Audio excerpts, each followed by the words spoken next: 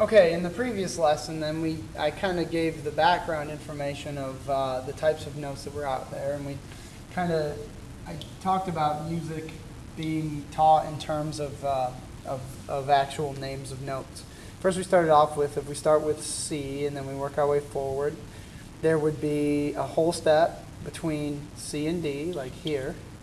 There would be a whole step between D and E, and then a half step between E and F, a whole step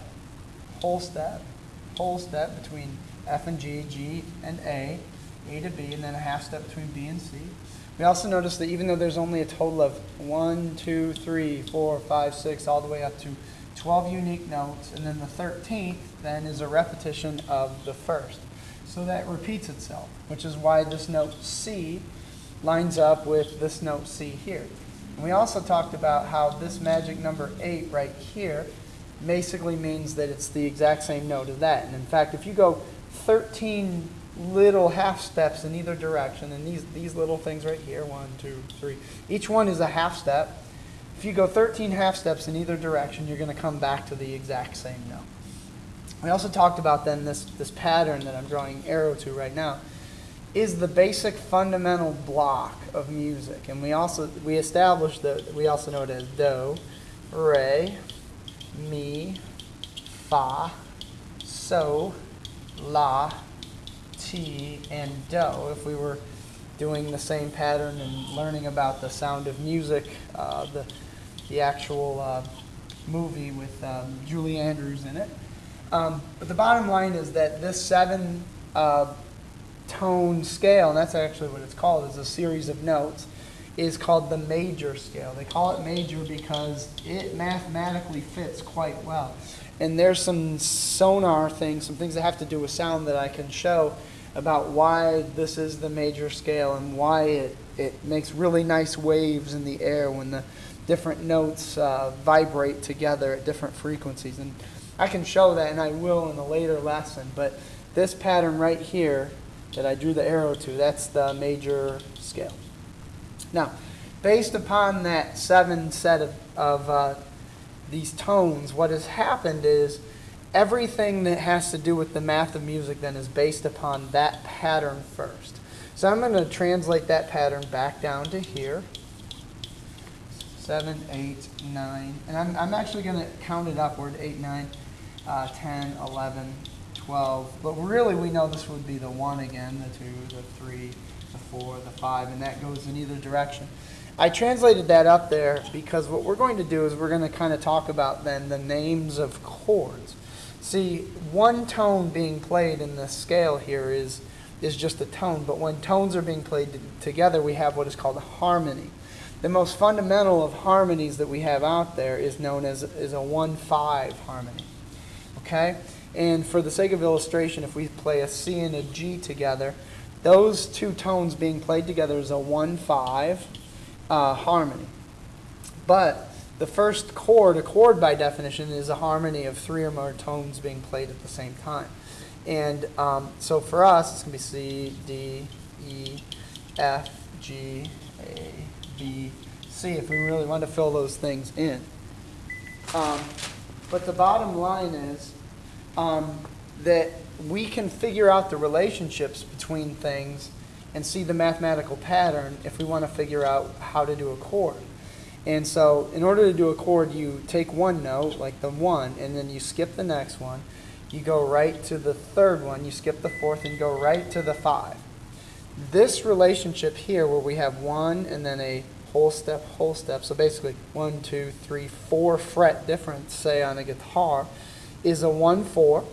And then we have this relationship where we basically go 1, 2, 3 frets higher. This 1-3-5 pattern is a major, sorry, my handwriting is bad, is a major chord.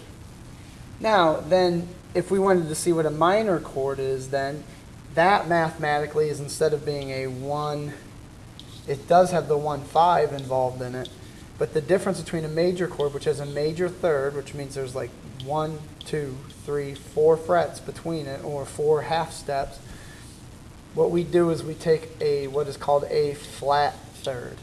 A flat third basically means that instead of it being a major third, flat, which equals this symbol right here, looks kind of like a B, equals that you've gone down 1/2 step from what it should have been. So then basically a minor chord is a 1 flat third 5. And so that's a minor chord.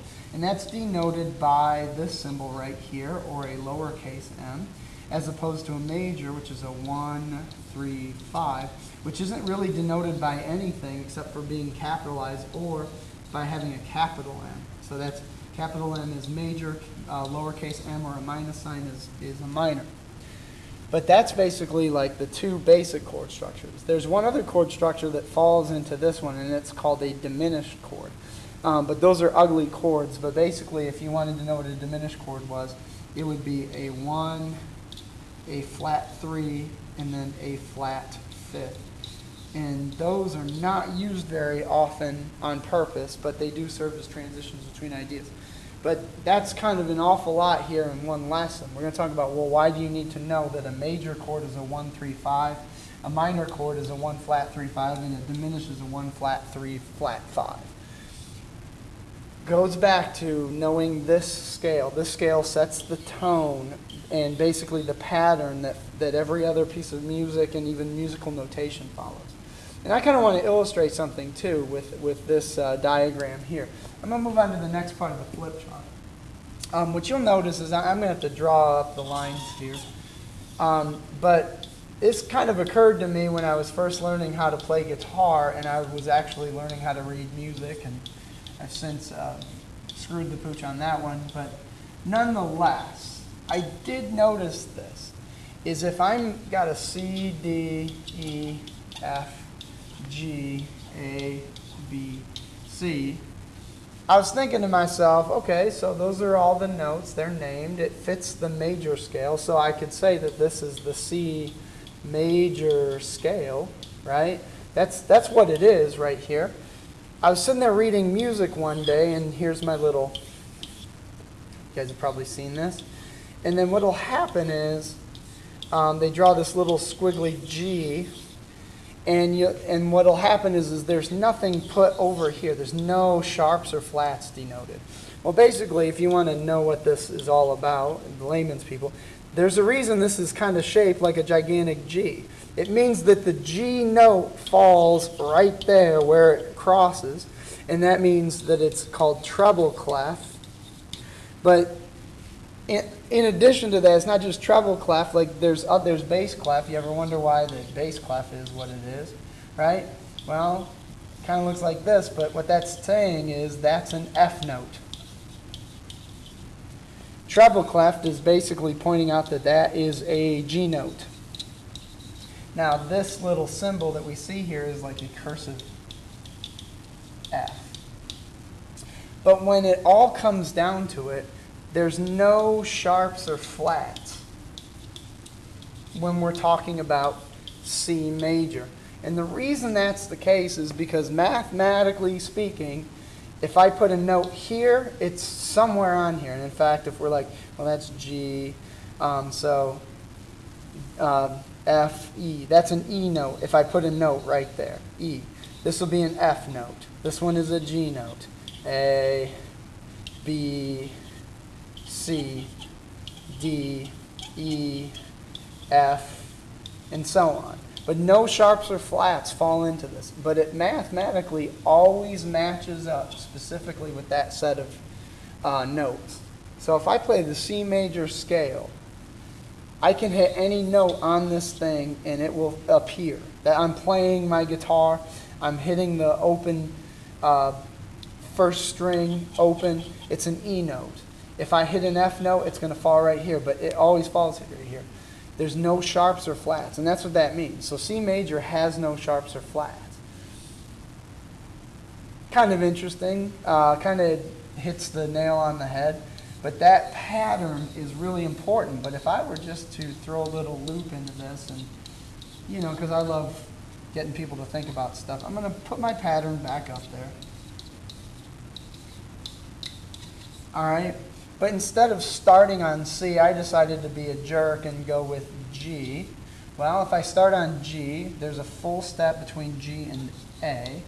I know that between A and B, there is a whole step. And between B and C, there's a half step. So that matches up quite well. Between C and D, there's a whole step.